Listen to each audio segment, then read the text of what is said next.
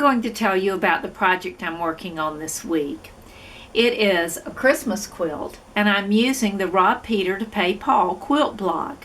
This quilt block is made up of two shapes. It has a center and it has a melon on the side. AccuQuilt has this wonderful block on board that allows me to cut both of those shapes very quickly and easily. This is what the die looks like. That's the center, and this is the melon. I'm also going to show you how to stitch that block so that you can see how quick and easy it is to stitch the block and how you get a perfect quilt block every time. Let's take a look at how we're going to make this melon block. If you look at the packaging, you will see that there are stitches that come to a point in the corner of each arm. You will also see that the melon shape has stitching 1/4 inch from the edge. When I started stitching this, I tried to stitch that melon all the way to the end of the arm, and you'll see that, let me zoom this just a little bit. All right. You can see that the points come out like they should, and that these rows of stitching come out and almost cover each other. And when you look at the front, you see a beautiful corner. But when I began to put this together, these quilt blocks into a quilt, there was just so much fullness in the edge that I couldn't press the seams open, and I couldn't press the seams to one side. There was just a big lump in the corner, so I knew I had to make a change in the way I was piecing this. So I went back and looked at the packaging and saw how these corners came, and I realized that this needed partial seams. And what that means is that we'll do a seam on the melon up to this point, and we'll come back and we'll sew the next melon on at that point, and then we'll come back later and we'll actually stitch the corners of each block down to those points. Before we take this block to the machine, I like to baste it together. You can use pins to hold your block together, but because these are curved seams, I like to take the center of the block and the melons, and I like to baste them together. And to do this, so that I know where my partial seams are, I'm going to use a ruler, and I'm going to mark exactly 1 1/4 inches in, and I'm using a blue marker so that you can actually see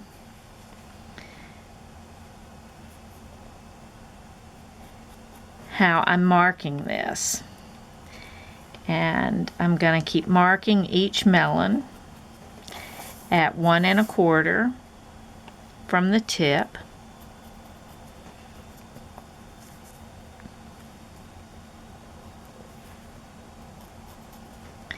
And that's the stitch line. That's exactly how far in I will stitch. Now that my melons are marked, let's turn this over like this. And what we're going to do is, I like to glue baste. I don't like getting stuck with pins, and so I always glue baste. And I have a little glue pen like this, and I simply use that glue pen, and I put glue halfway up that melon from the very center all the way to the end. I'm going to turn this around so you can see better what I'm doing. And I match the centers, and then I very carefully ease the edge of that fabric so that the two edges are held together. And as you can see, I want just a little bit of the tip pointed out, and I ease those edges together, and then that is where I will stitch. I will stitch from on this side, and you can see that I have a blue mark there. Now I'm going to glue this other end, and I start in the center and apply glue all the way to the end. And I've got this on some freezer paper because I don't want to mess up my ironing board, and I don't want to mess up anything else. And I'm just going to make sure that the tip comes out to the right point, and then I'm going to match these edges together very carefully, press them down, and then when I get ready to stitch, you can see that I am going to stitch from this blue mark all the way around to this blue mark. I will repeat adding melons to each of these edges before I take it to the machine to stitch. So here we go again.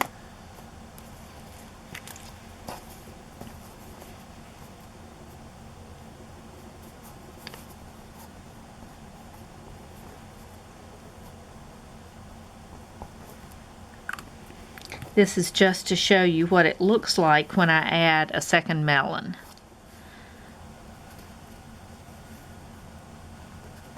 And what I like to do is to make sure that these points at the end are sticking out exactly the same, that both points stick out the same amount, because later I'm going to have to sew those two melons together into a corner. So you can see that I now have that glue basted, and if you look at it open, you'll see that the glue basting is just on the edge, and there's plenty of room to do the stitching. Now it's time to take this block to the machine and stitch, and I'm going to show you exactly how I do that. I'm using a darker colored thread, and I'll try to zoom in just a little bit so that you can see exactly how I stitch. If you look at this, you will see hopefully the blue mark here where I'm going to start, and I use a stylus, and I actually place that blue mark exactly where the needle will go down so that the seam starts 1/4 inch inside. And I put my presser foot down and I begin to stitch. And I stitch a 1/4 inch seam around this curve, and I use my fingers to make sure that I've got smooth fabric on either side so I don't have any puckers in that seam. And I just work my way around bit by bit, and the glue basting is wonderful.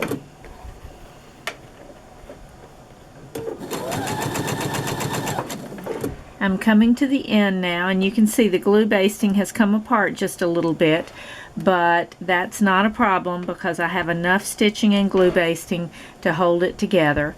I hold this together with my stylus, and I'm going to stitch right up to that blue point. I'm going to cut the thread, and the first seam is complete. I'm going to move to the next seam.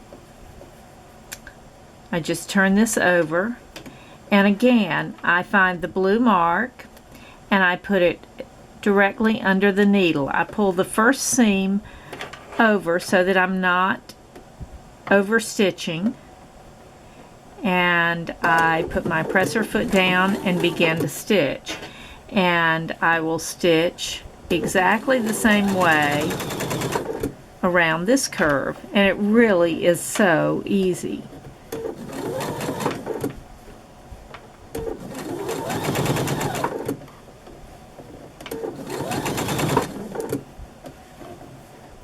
I hope my fingers are not in the way and that you can see exactly how I'm stitching.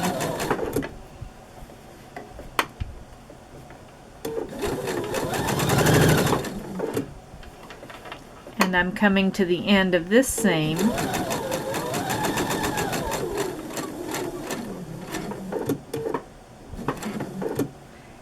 And again, I cut the thread.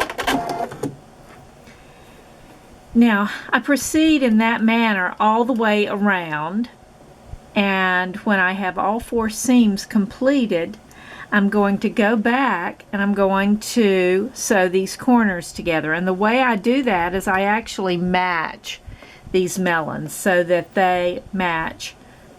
I turn the block diagonally like this, and I match these melons so that the tips match and the edges match, and even the edges here.